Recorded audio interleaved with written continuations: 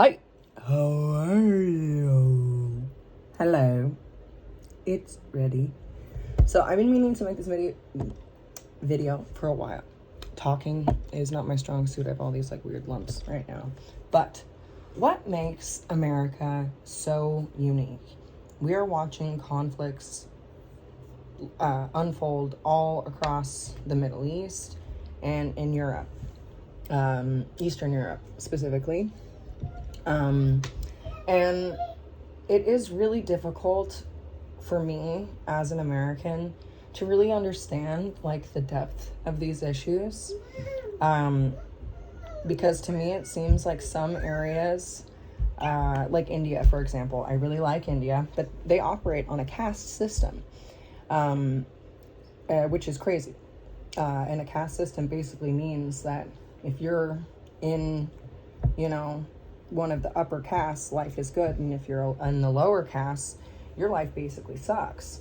So how that benefits America is that we get all of the quality people that are like untouchable or lower class people in India.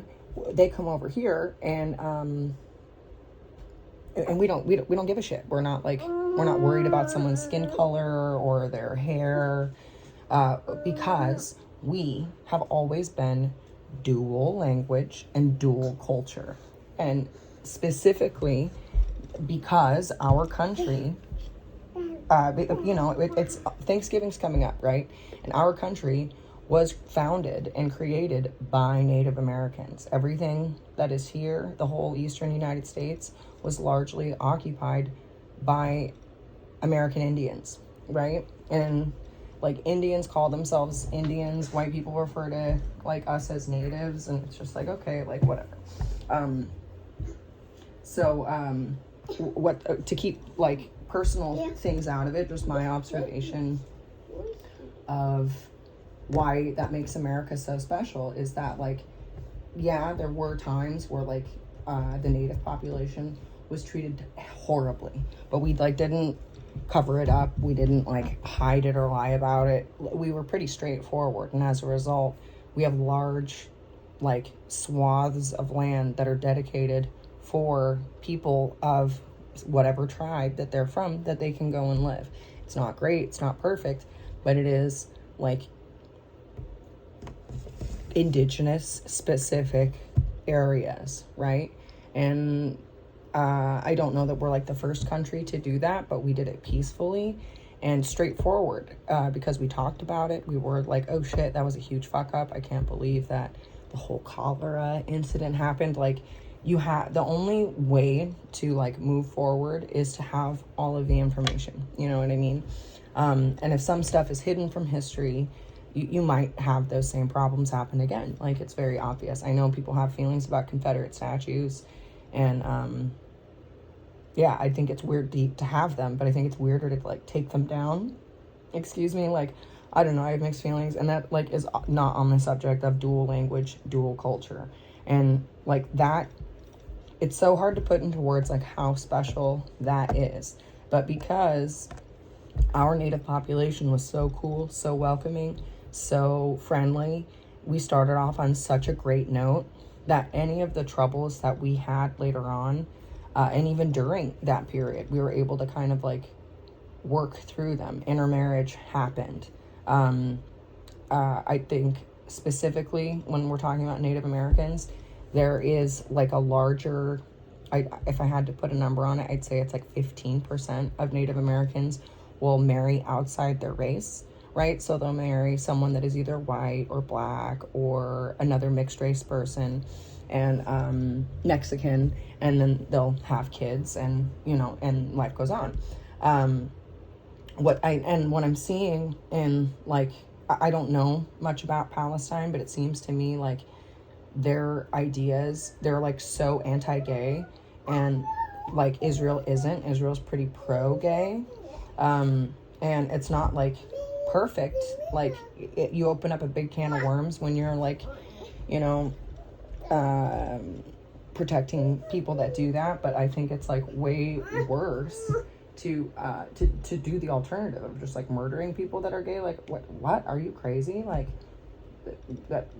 that's such a, to me as an American, that's just crazy, because it's not like that big of a deal here. It's not like a life-changing thing. Just because we are so, every culture is kind of different. Not everyone is going to be the same. There's not going to be the same percentages across the board. Not everyone's going to do all of the same kinds of things. And that tolerance comes from being a dual language, dual culture society across the board. So when other cultures come in, Irish, Polish, Mexican, English, French, we're a huge melting pot of people. And all these different groups, like, people always assume that because someone's white, that means that they're just like, they just came out white, but they're,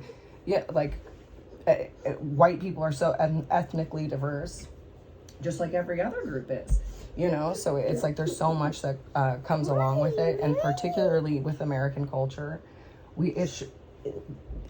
speaking two languages, whether it was Cherokee or Choctaw and English, or English and French, English and Spanish, like, no one was ever like opposed to like picking up a new language or learning something new.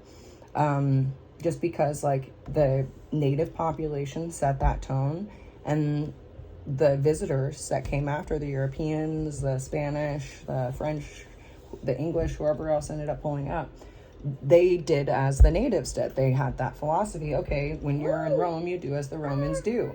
And so they didn't come in like trying to be like, oh no, you have to do this like this. And they eventually did, with some things, but they took a lot more from native culture. It was a give and take. It wasn't just like them like just taking, okay, this works for me and bye. Like, there was a lot of communication and exchanging of ideas, like, for example, American or English culture specifically, a lot of writing, a lot of educated people. Only men really knew how to read and write. Women eventually, you might learn if your family was wealthy, but those men came to America. And the native societies are, people say that they're like led by women in the home, yes, but there's like two distinct like parts of native life. Like, men tend to lead like public affairs, and women can lead like private affairs, if I'm like putting it like generally. So yes, women are in charge to a certain degree, but like there's not a female chief. It's like male. It's like the definition of a patriarchal society. All the chiefs would come together and talk. And one such chief in particular, I need to look up his name. I think his name was John White. But because he was of English descent and native and raised by his mother, he led the way in being able to translate the needs and demands of the rest of the native population. He was like their, I guess the Sherpa would be the term. And that's just created inroads for these two communities to interweave with each other and be connected to each other. That's like what marriage does. It connects two families. And America really is kind of a marriage of two cultures into one. Indian culture, and then like whatever goes into the other side of American culture, which is what makes it like really interesting and what makes it work, because it's easy for people to just be like, okay, the white people came and then it was like this, but the white people weren't just white. As I said earlier, they were French, they were Polish, they were Russian, they were English, they were maybe Australia did end up coming, but they took a while to develop. No, they anyway, I don't think I have a lot of time to dedicate to this topic, but I did want to at least touch on it, because that is what really makes America such a cool place, and I think other countries could learn a lot from us. Hey, why are you spanking me? You're not supposed to be standing there. You don't need to play with that. Are you ready for lunch? Anyway, it's time for us to go. We'll revisit this another time, but thank you for